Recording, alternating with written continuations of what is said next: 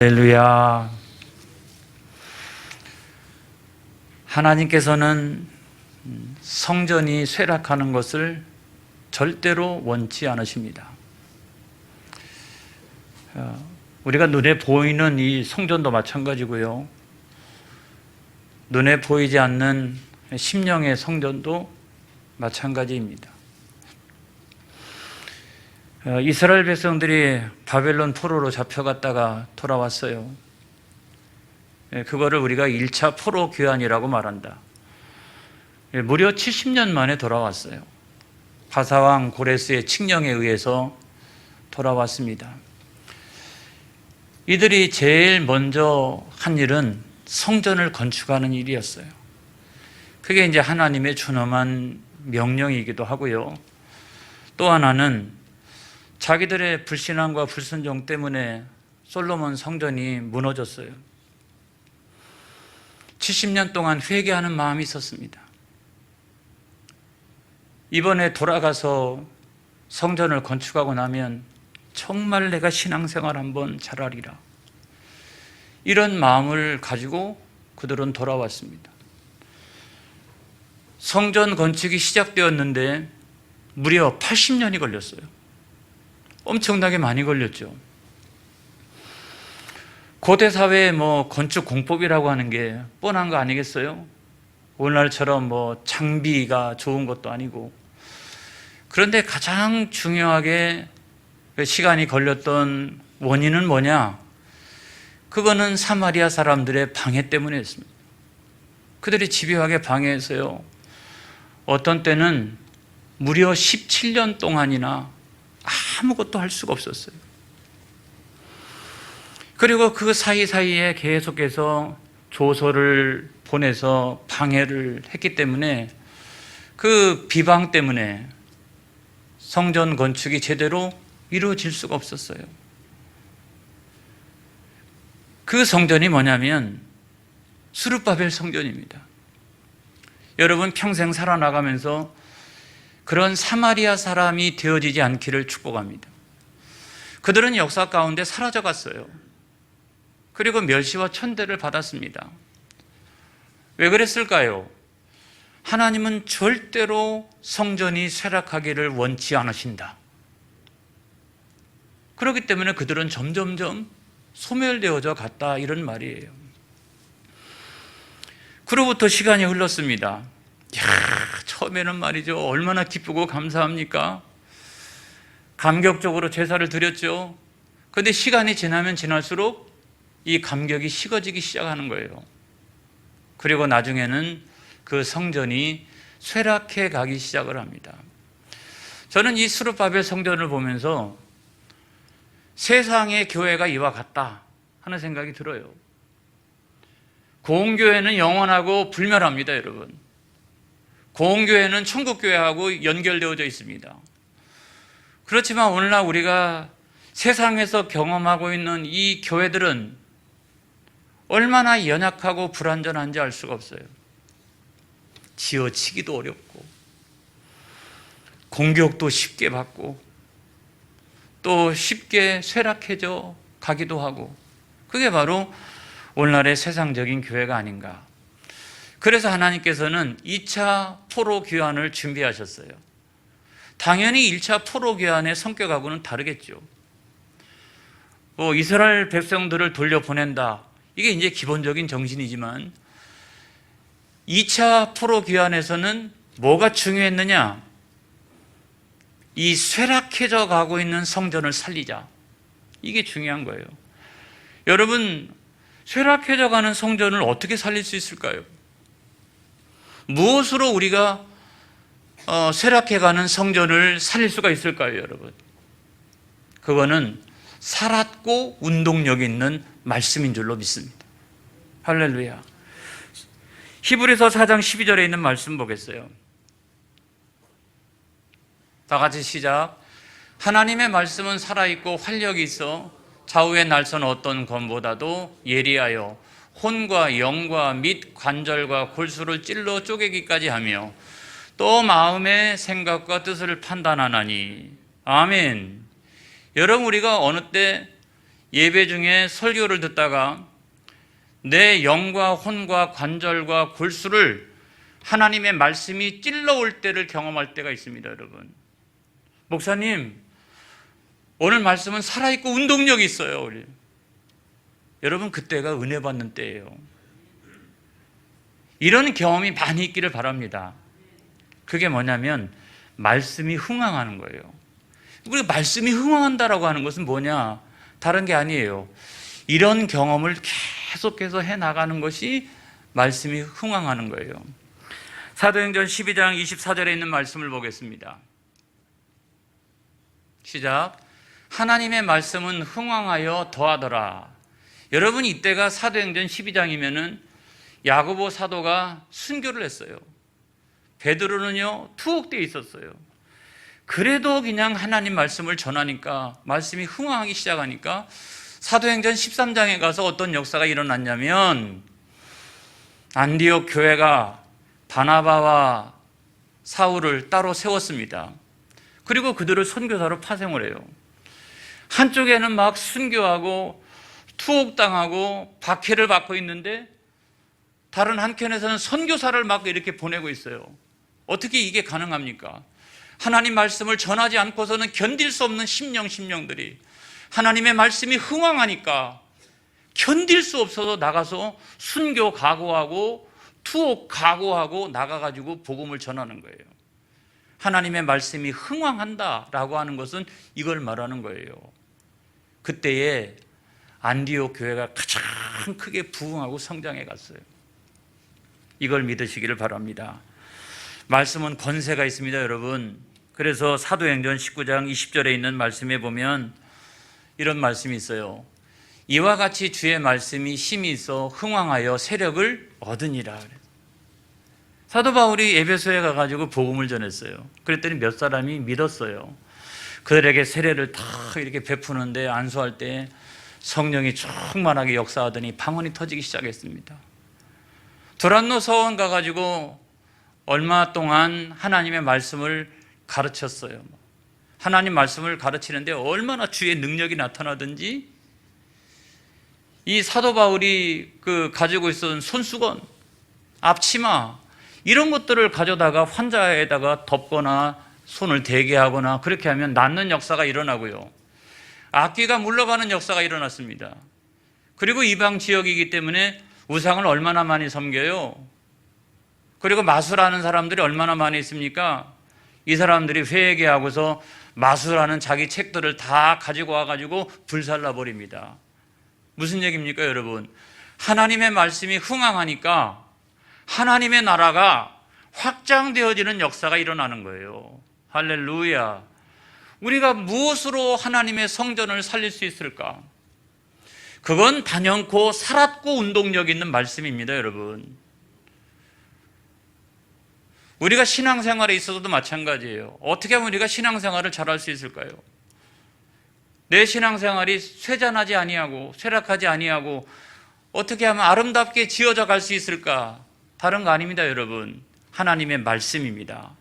할렐루야. 그래서 우리는 하나님 말씀을 들을 때마다 아멘하고 내가 그 하나님의 말씀을 나가서 적용하고 그럴 때 뭐가 나타난다? 말씀의 역사가 나타난 거예요. 말씀대로 내 손끝에서 내 발걸음마다 우리 가정의 사업장에 놀라운 일들이 여러분 일어나는 거예요. 그건 내가 하는 게 아니라 하나님의 말씀이 그 속에 적용되어서 그 역사를 일으키는 거예요. 여러분, 그런 체험이 있기를 주의 이름으로 축원합니다.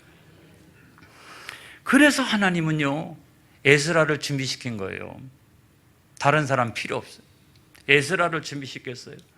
그 사람이 어떤 사람이냐? 에스라 7장 2절의 말씀에 보면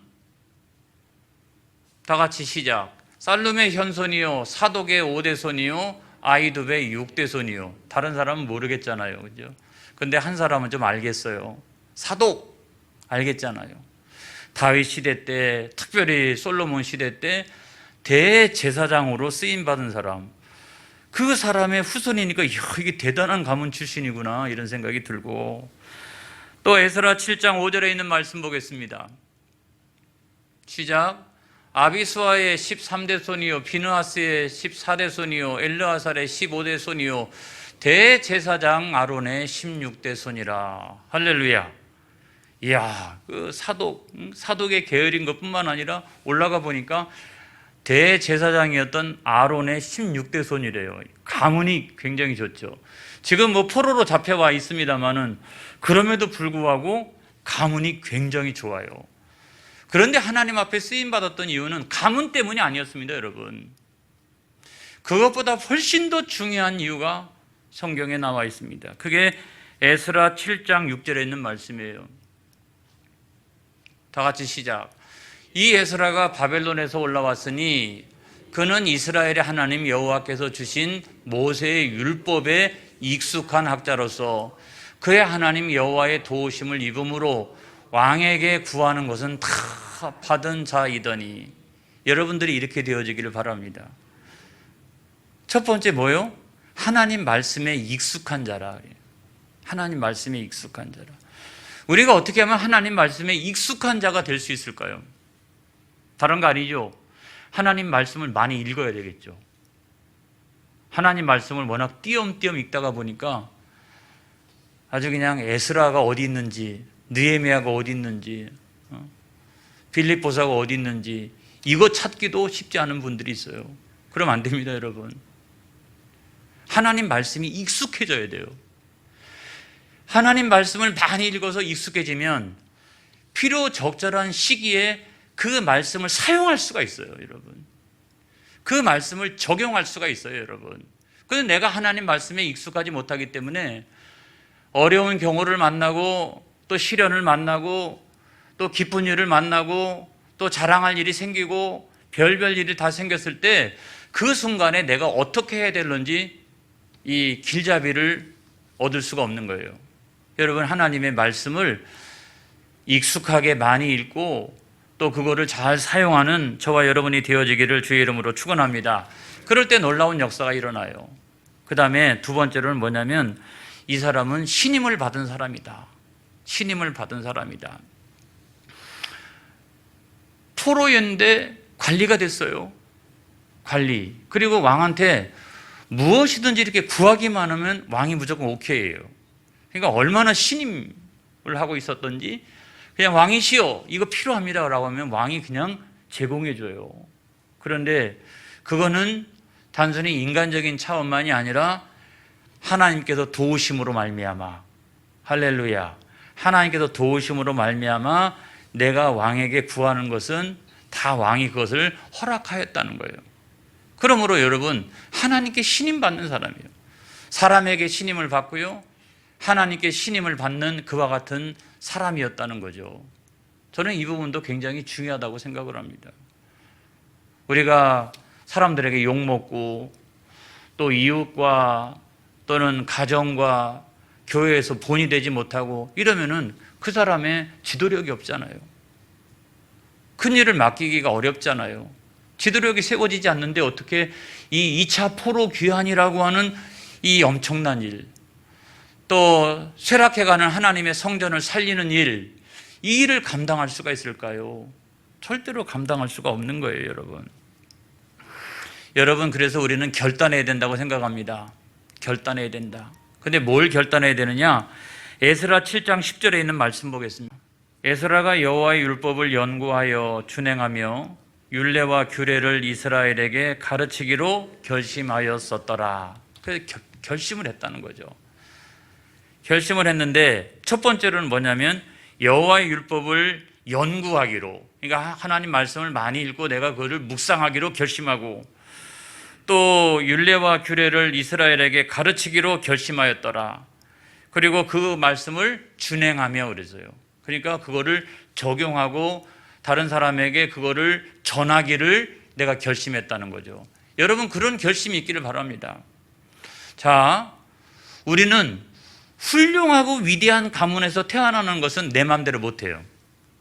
태어나 보니까 이 가문에 태어난 거죠. 내가 선택해서 태어났습니까? 아니잖아요. 그래서 나도 아론 대제사장 사독 계열이 되어지고 싶습니다. 그건 내 마음대로 할 수 있는 게 아니에요. 근데 우리가 할 수 있는 건 있잖아요. 결심하는 일. 내가 하나님 말씀을 많이 읽고 그거를 주야로 묵상하고 그거를 내가 적용하고 그걸 내가 다른 사람에게 전하면서 살아가야 되겠다라고 하는 결심을 할 때 하나님은 그 사람을 사용하여 주시는 줄로 믿습니다. 할렐루야. 이 준비가 딱 되어져 있으니까 하나님이 그 사람을 사용하는 거예요. 여러분, 하나님께서는 성전이 아름답게 세워져 가기를 원하십니다. 하나님께서는 성전이 아름다워지기를 원하십니다. 이걸 믿으시기를 바랍니다. 여러분, 눈에 보이는 성전도 마찬가지예요. 이 성전이 아름답게 세워져 가기를 원하시고 우리 마음의 심령 가운데 있는 심령의 성전이 아름답게 세워져 가기를 원하십니다. 그래서 우리는 늘 소원하기를 하나님 아버지, 내가 주의 몸된 교회와 성전을 위하여 그것이 아름답게 세워져 가기 위하여 내가 헌신하기를 원합니다. 할렐루야. 그리고 내 안에 있는 이 성전이 아름답게 지어져 가기를 내가 원합니다. 이런 간절한 소원을 우리가 가지고 있어야 되는 거예요. 에스라 7장 27절에 있는 말씀을 보겠습니다. 다 같이 시작. 우리 조상들의 하나님 여호와를 송축할지로다. 그가 왕의 마음에 예루살렘 여호와의 성전을 아름답게 할 뜻을 두시고. 이건 뭡니까? 왕은 아닥사스다예요. 아닥사스다가 하나님의 성전을 아름답게 할 뜻을 두었다는 거예요. 그런데 이 이방인 왕이 어떻게 하나님의 성전을 아름답게 할 뜻을 둡니까? 하나님께서 그 마음속에 감동을 주셨다는 거예요. 할렐루야. 그렇기 때문에 그거는 곧 하나님의 뜻이에요. 그러니까 하나님이 이방의 왕을 사용하셔서 당신의 성전을 아름답게 할 뜻을 두신 거예요, 여러분. 그게 하나님의 뜻이에요. 오늘 우리가 다니고 있는 이 교회가 아름답게 세워져 가기를 축복합니다. 여러분 한 사람 한 사람의 심령 안에 성전이 아름답게 세워져 가기를 축복합니다. 할렐루야. 그렇게 돼야 돼요. 그것이 바로 하나님의 뜻이라는 거예요. 왜 중요하냐면 그래야 하나님의 은혜가 임한다, 이거예요. 그래야 하나님의 은혜가 임한다. 여기 오늘 성경 말씀에 보면 제가 일일이 다 읽거나 하지는 않겠습니다만은 여기 보니까 그와 같은 사람에게 하나님의 뜻이 곧 내 뜻이요, 그래서 내 뜻을 하나님의 뜻에 복종시키는 사람, 이런 사람에게 하나님의 은혜가 쫙 흘러 넘치기 시작하는데 첫 번째가 뭐냐면 사람을 붙여주세요. 사람을 붙여주세요. 내가 하나님의 성전을 아름답게 할 뜻을 두고 있으니까 거기에 합당한 사람을 하나님께서 붙여주시는데 아닥사스다 왕을 붙여주셨어요. 할렐루야. 뿐만 아니라 왕과 그 밑에 있는 7인회가 있는데 그 7명의 그 자문관들을 다 붙여줬어요. 그리고 이걸 나 혼자 할 수 없잖아요. 나 혼자 할 수가 없잖아요. 그렇기 때문에 함께 동역하는 1700명이나 되는 사람들을 붙여주셨어요. 할렐루야. 그래가지고 그 뜻을 가지고 지금 2차 포로 교환을 하고 있는 거예요. 사람을 붙여주신다. 여러분, 교회가 아름다운 뜻을 세우면 하나님이 사람을 붙여주십니다. 할렐루야. 왕으로부터 시작해서 일반 백성에 이르기까지 하나님은 적절한 사람들을 교회에 붙여주십니다. 이걸 믿으시기를 바랍니다. 그 다음에 두 번째로 보면은 물질을 붙여주세요. 물질을. 왕이 어떻게 했어요? 왕이 자기와 자기 밑에 있는 7인회가 먼저 금은을 보화를 내어놓았어요. 뿐만 아니라 각도의 명령을 내려가지고 각도에서도 얼마만큼 다 금과 은을 내어놓도록 했고요. 또 여기 아직 안 돌아간 사람들 많잖아요. 이스라엘 백성들. 그러니까 그들이 자기 몸은 못 돌아간다 할지라도 1700명한테 나 하나님의 성전에 대신 헌금 좀 해줘, 이래가지고 예물을 막 이렇게 드리는 그런 사람들이 생겼다는 것이고요. 근데 저는 좀 감동적인 것은 뭐냐면 그렇게 하다가 나중에 재정이 부족하거들랑 내 궁중 창고에서 가져다 써라 그랬어요. 그래? 이것도 부족하다면 이제는 국가 창고, 강 건너편에 있는 창고가 여러 개가 있는데 거기서 가져다 써. 여러분, 그렇게 이야기했다는 거예요. 여러분, 이것을 가만히 우리가 영적으로 생각해 보면 천국 창고가 열린 거예요. 여러분. 내가 하나님의 성전을 기쁘게 할 그 뜻을, 그 마음의 소원을 갖는 그 순간에 천국 창고가 열리는 거예요, 여러분. 천국 창고가. 그런 역사들이 일어나기를 주의 이름으로 축복합니다. 미국에요, 그 아더 미다스라고 하는 그 예전에 10대 재벌이 있었습니다. 그 사람 굉장히 큰 부자였죠. 뭐 세계 선교 기관을 만드는데 막 7억 달러 이렇게 내놓고, 그 다음에 우리나라의 대학생 선교 여기에도 한 5만 달러 이상 내놓고, 또 뭐 아무튼 여러 그냥 선교를 한다라고 하면 이 사람은 무조건 그냥 이렇게 헌금을 하는 이런 장로님이었어요. 그래서 사업도 잘 됐습니다. 사람들이 질문을 했어요. 장로님의 성공의 비결, 인생 철학은 무엇입니까? 그랬더니 이분이요 5가지로 딱 얘기했어요. 5가지. 첫째가 뭐냐면 제가 그대로 읽어주겠습니다. 저에겐 5가지의 인생 철학이 있습니다.